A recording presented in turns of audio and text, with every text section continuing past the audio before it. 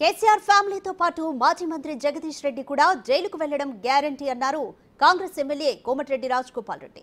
Parliament ఎన్నికల ప్రచారంలో భాగంగా రామన్నపేట మండలంలో పర్యటించారు ఆయన. బీజేపీ అభ్యర్థి బూర నర్సయ్య గౌడ్కు మతి భ్రమించి మాట్లాడుతున్నారని ఎద్దేవా చేశారు. కాంగ్రెస్ పార్టీకి ప్రజలు స్వచ్ఛందంగా వచ్చి మద్దతిస్తున్నారని చెప్పారు. ప్రజల ఆశీస్సులతో భువనగిరి గడ్డపై కాంగ్రెస్ జెండా ఎగరేస్తామని ఆ పార్టీ అభ్యర్థి చామల కిరణ్ కుమార్ రెడ్డి ధీమా వ్యక్తం చేశారు.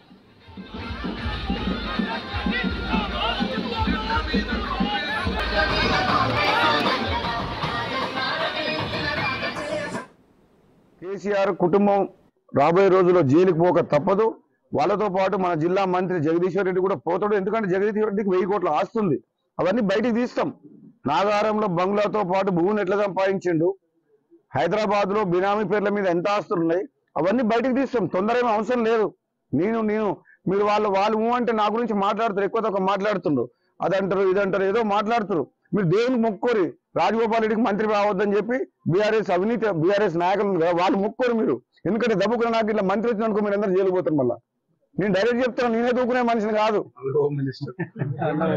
నేను చెప్తున్నా, నీకు భయం పట్టుకుంది రాజగోపాల్ రెడ్డి గురించి. అది మంత్రి పదవి కోసం అది చేస్తుందని చెప్పి బూర నర్సయ్య అంటుండు. బూర నర్సయ్య ఏం మాట్లాడుతుండు? నువ్వు డైరెక్ట్ గా రాకుంటే దమ్ముంటే నువ్వు డైరెక్ట్ గా రా, నువ్వెందుకు వేరే వాళ్ళకి. అరే మా పార్టీ అధిష్టానం టికెట్ ఇచ్చింది. నేను ఒక ఇంటర్వ్యూలో చూసిన, బూర నర్సయ్యకి మతి భ్రమించినట్టుంది. ఎండ వేడికా లేకపోతే కాంగ్రెస్ దెబ్బకా నాకు అర్థమైతే లేదు. ఒక ఇంటర్వ్యూలో క్లియర్ గా చెప్తుండు, నీకు దమ్ముంటే నువ్వు డైరెక్ట్ వచ్చి నా మీద పోటీ చేయి. నువ్వు ఎందుకు అరే దమ్ముంటే నేను ఎమ్మెల్యే, దమ్ముంది కాబట్టి కేసీఆర్ని గద్దె దింపిన, కవితను జైలుకు పంపించినాం. ఈ రోజు మా పార్టీ అధిష్టానం టికెట్ ఇచ్చిన వ్యక్తి అభ్యర్థికి అధికారికంగా కాంగ్రెస్ పార్టీ నన్ను ఇన్ఛార్జిగా పెట్టింది.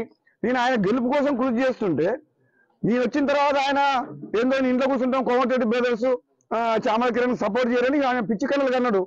ఇప్పుడు నిజంగా మీరు సపోర్ట్ చేసేసరికి మైండ్ ఖరాబ్ అయిపోయింది. ఏం మాట్లాడుతున్నా అర్థమైతలేదు.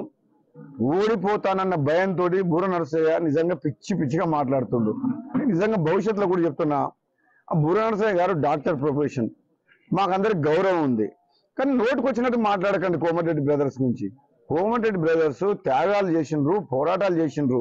ప్రజల కోసం మంత్రి పదవిని వదిలిపెట్టుకొని ఢిల్లీలో నేను కొట్లాడి నా ఎమ్మెల్యే పదవిని కూడా వదిలిపెట్టి ఈ ప్రజాస్వామ్యాన్ని కాపాడాలని కేసీఆర్ కుటుంబంకు వ్యతిరేకంగా పోరాటం చేసిన మనిషి నేను. కొన్ని మతం పేరు మీద ఊట్లాడుకోవడం తప్ప ప్రజల మధ్యన డెవలప్మెంట్, ప్రజల కష్ట సుఖాలు ఏంది, ప్రజలకు ఏమైతే ప్రజలు సుఖంగా ఉంటారో తెలియనిటువంటి 2 పార్టీలకు మీరు దయచేసి ఓట్లు వేయకండి.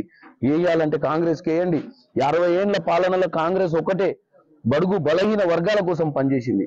మీరు మొట్టమొదటిసార్లు భారతదేశంలో అట్టడుగు వర్గాలకు ఉద్యోగాలు లేవు, వాళ్ళకు నిజంగా వాళ్ళకు కష్టకాలాలు ఉన్నాయని మన్మోహన్ సింగ్ ప్రభుత్వంలో 100 రోజులు పనికి ఆహార పథకం తీసుకొచ్చింది. ఎందుకంటే ప్రతి వాడికి ఏదో ఒక పని ఉండాలని, ప్రతి వాడు అడుక్కొని తినొద్దని, ప్రతి వాడు ఆకలితో నిద్ర పోవద్దని, అలాంటి పరిస్థితి తెచ్చిన దాన్ని పనికార పథకాన్ని కూడా నిర్వీర్యం చేసింది బీజేపీ పార్టీ. అంటే పేదల పట్ల చిత్తశుద్ధి లేని ఈ పార్టీని కూడా ఓట్లు వేయొద్దు.